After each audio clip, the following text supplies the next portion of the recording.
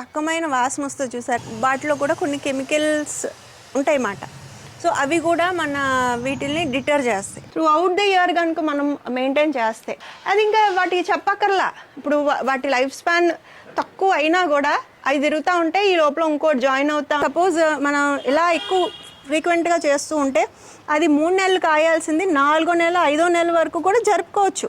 అలా ఎక్కువ పని చెప్పట్లేదు కదా, పూలు కాయలు అంతే, పూలు కాయలు. కెమికల్ ఫర్టిలైజర్స్ అవి వాడుతున్నప్పుడు మనకి ప్రతిదీ లేబుల్ మీద ఉండి, ఆర్గానిక్ వేస్ట్లో ఏంటంటే మనం ఇంట్లో వాడే ఇంచుమించుగా ఇవన్నీ కలిసి, ఇప్పుడు ఆ మైక్రో న్యూట్రియంట్స్ అని ఏదైతే ఉన్నాయో మ్యాక్రోవి ఇచ్చినా కూడా ఇప్పుడు మనం ఇచ్చే ఫార్మ్స్లో మనకు తెలియకుండానే ఇంక్లూడ్ అయ్యి ఉంటుంది. 3 ప్లాంట్స్ని మనం ఒక దగ్గర వేసుకోవచ్చు.